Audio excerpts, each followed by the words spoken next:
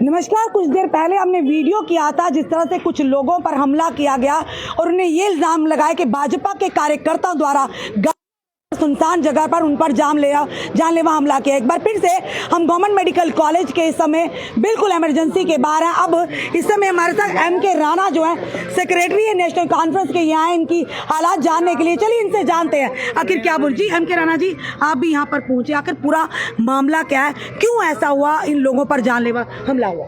Madam जी धन्यवाद, आपने वक्त दिया। हमारी यही रिक्वेस्ट है देवेंद्र सिंह राणा से, जो इन्होंने अपने वर्कर छोड़े हुए हैं, जो गुंडे इन्होंने पाले हुए हैं, लेकिन अपने पैसे के दम पे अपने गलत पावर इस्तेमाल कर रहा है गरीब लोगों के ऊपर। ये लोकतंत्र है, जहां जिसकी मर्जी हो वहां वोट देगा, लेकिन ये अपने आप को हार स्वीकार नहीं कर रहे हैं। ये हार चुके हैं, इसलिए ये हमारे लोगों के ऊपर बार बार हमला कर रहे हैं। आज 3-4 दिन हो गए हमारे लोगों के ऊपर इन्होंने हमले करते हुए। आपने देवेंद्र सिंह राणा जी का नाम हो तो उन्हें पता ही ना हो क्या? नहीं पता है, उनको पता है, क्यों नहीं पता है? अगर मैं किसी बंदे को बेचता हूँ, मेरा वर्कर है, उसको नहीं पता ये किसका वर्कर है।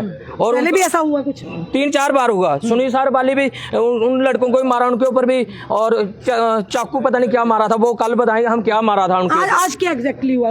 आज भी ये वो डंडे और सोटे लेके उनको मारने की धमकी दी। अभी भी यही बोल रहे हैं अगर दोबारा इधर से आएंगे तो हम इनको जानो खत्म करेंगे। रोड किसका हो? और रोड तो सरकारी है, वो उनका रोड खोलिए। कोई रोड पे क्या दिक्कत, अगर कोई और आ जाएगा तो उनको दिक्कत होगी। ये हार चुके हैं, तभी वो इनको बर्दाश्त नहीं हो रहा है, तभी ये जानबूझ के ये हमले करा रहा है। ये पर इस तरह का हमला किसी की जान भी जा सकती थी। बिल्कुल जा सकती है, ये तो उसी के पे तुले हुए हैं। ये हमारे गरीब लोगों के साथ खून की होली खेलना चाहते हैं। मैं इनसे रिक्वेस्ट करना चाहता हूँ, ये काम करना बंद कर दें। कल लोकतंत्र का पर्व है, तीसरे चरण के मतदान है, जिसमें जम्मू संभाग की 24 सीटों पर मतदान होता है। ऐसा क्या डर है कि इस तरह की मार पिटाइयों पर लोग उतर आते हैं? मैडम, जब बंदा ग्राउंड में आता है ना, उसको अपना चेहरा दिखाई देता है, मैंने क्या किया है लोगों के साथ।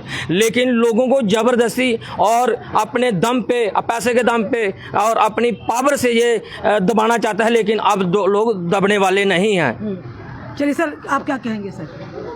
मैडम जी आपका धन्यवाद। मैं तो इतनी बात कहूँगा, अगर लोकतंत्र है तो लोकतंत्र की हत्या क्यों कर रहे हैं जी? चाहे वो कोई भी है, राणा साहब के आदमी है या किसी और के हैं, मतलब वोट डालना तो हमारा हक है ना। ये तो नहीं है कि हम जबरदस्ती किसी गरीब को दबाएंगे या अपनी मर्जी है ना। यही तो पावर है हमारे पास। अगर इस पावर को ये रोक करके जीतना चाहते हैं तो वो इनका मंसूबा मतलब नामुमकिन है जीतना। ये तो मेरे भाई साहब ने बोल दिया कि ये हार चुके हैं, अपनी हार को बर्दाश्त कर लें। लोगों के ऊपर क्यों डंडे बरसा रहे हैं? तो 8 तारीख को ही पता चलेगा ना कौन हारा जीता। ये हम नहीं कह सकते ना, आप अभी कह सकते, ये तो उसी पर छोड़िए ना।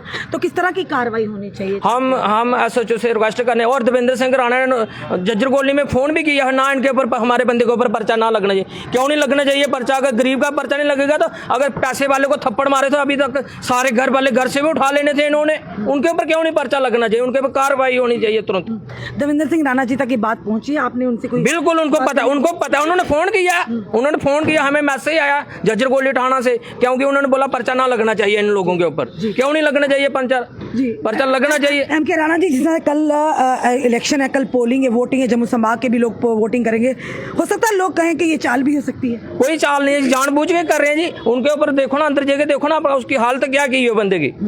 अगर किसी को लगी है तभी हालत हुई है ना, ऐसे अपने आप तो कोई नहीं कर सकता है। और 4 गाड़ियां एक बंदे के पीछे लगा दी इन्होंने। ऐसा क्या कर दिया उसने? ऐसी क्या गलती कर दी? कौन से देवेंद्र आने से उसने पैसे खाए हुए तो बताए हमें, जिनको दिए उनको वो तो साफ लेगा उनसे। और तभी सोचे हमें खाए हुए हैं तो हम कैसे वोट दिलाएंगे इनको? कहां से लेने हैं वोट? ये लोकतंत्र है, जहां जिसकी मर्जी होगी, जहां जिसका हक होगा वहां वोट डालेगा। अपना व्यक्तिगत राय होगी कहाँ पे क्या वोट करना है। तो ये इस तरह की चीजें क्या दर्शाती हैं? ये हम तो इसकी पुष्टि नहीं करते, जैसे हमें बताया, हमने पहले भी स्टोरी की है। क्या दर्शाती है इस तरह की चीज़? मैडम जी, ये गरीब लोगों की हत्या हो रही है, ये तानाशाही चल रही है, जबरदस्ती कर रहे हैं, लेकिन भगवान के घर देर है अंधेर नहीं है। वो फैसला जरूर करेगा एक ना दिन। कांग्रेस है, BJP है, कोई भी पार्टी, उससे कोई नहीं, पर इंसानियत सबसे बड़ी है। बिल्कुल बिल्कुल। गरीब बंदा वो बेरा गाड़ी चलाता है, वो उसके बच्चों को कौन पालेगा? उनको कौन रोजी रोटी देने वाला है? अगर 6 महीने नहीं मंजे से उठेगा, कौन खिलाएगा उनके बच्चों को? ये खिलाएंगे क्या?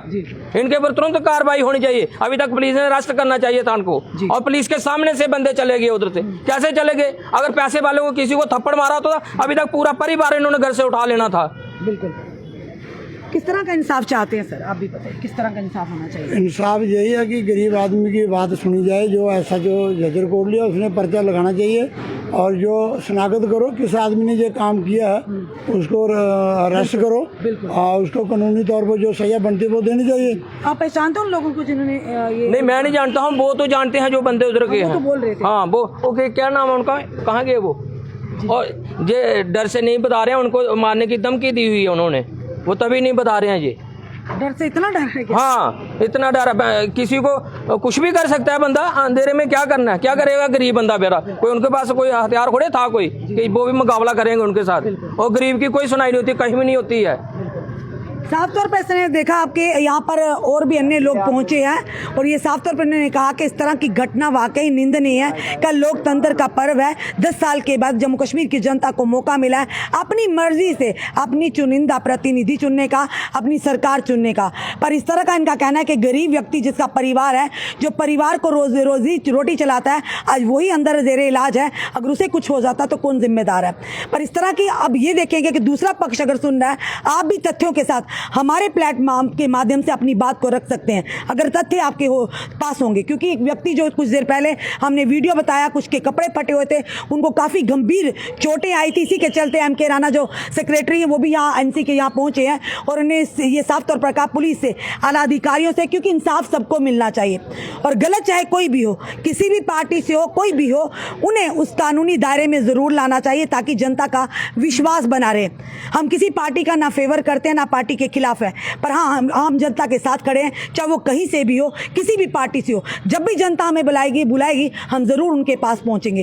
कई लोग ये भी कह रहे थे कि मैडम जी आप गलत बोल रहे हैं, तो शर्म कीजिए। कल को अगर आपको ऐसे कोई मारपीट करेगा, जब आप हमें बुलाएंगे तो हम वहाँ भी पहुँचेंगे, क्योंकि हमारा काम है आम जनता की आवाज़ को ऊपर लेकर, सामने लेकर आना, जात पात से, धर्म जात से, पार्टियों से, राजनीति से ऊपर उठकर।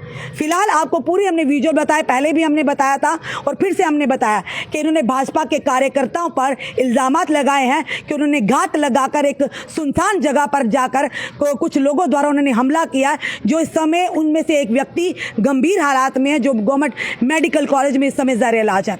और पुलिस से भी निवेदन करते हैं कि इस केस की गहराई तक जाइए, तथ्यों तक पहुंचिए और खंगाल कर सच लाइए कि वो कौन लोग थे जिन्होंने हमला किया, ताकि इस चीज़ का स्पष्टीकरण हो सके कि कौन थे वो लोग। क्योंकि जिस तरह से ये इल्ज़ाम लगा रहे हैं, दविंदर सिंह राणा जी का नाम आ रहा है, उनके कार्यकर्ता हैं, क्या उन्हें पता है कि उनके कार्यकर्ताओं ने क्या किया? क्या वह सच में उनके कार्यकर्ता? तो ये फिलहाल सारी चीज़ें हैं, वो जांच का विषय है। अगर दूसरा पक्ष भी वीडियो देख रहा है तो ज़रूर हमारे माध्यम से अपनी बात को रख सकते हैं तथ्यों के साथ। फिलहाल आपका क्या कहना है ज़रूर कमेंट बॉक्स में कमेंट कीजिएगा और इस वीडियो को शेयर भी कीजिएगा।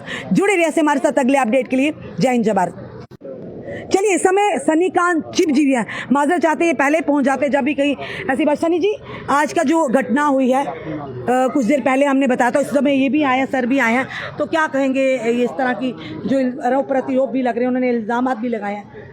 ऐसी घटना इलेक्शंस के अंदर हम पहले भी देख रहे हैं, काफ़ी निंदनीय है। और आपने कहा कि लोकतंत्र का पर्व है कल, ये लोकतंत्र का पर्व नहीं, ये तानाशाही का पर्व है। अगर इलेक्शन लड़नी है तो सीधे लड़िए, लोगों को शराबें बांट के, पैसे बांट के, राशन बांट के, गुंडागर्दी करके, तानाशाहियाँ करके इसको इलेक्शन नहीं बोलते, इसको गुंडागर्दी और बदमाशी बोलते हैं। अगर आपके अंदर दम है तो लड़िए फेयर इलेक्शन। अगर आपके अंदर इतनी काबिलियत है कि आपने सच में जम्मू कश्मीर के अंदर काम किया है तो आप लड़िए ईमानदारी से। उस गरीब को मार के या किसी और गरीब को मार के क्या मिलेगा आपको? और जो आपके पास गरीबों का ही पैसा लूट के आपके तिजोरियों में बंद पड़ा है, वही गरीबों को आप दे रहे हो। और मैं लोगों को भी बोलना चाहता हूं, आप भी इनके झांसे में ना आके अपने जम्मू कश्मीर का भविष्य, जम्मू कश्मीर का फ्यूचर और अपने बच्चों का जो है भविष्य बर्बाद ना करें।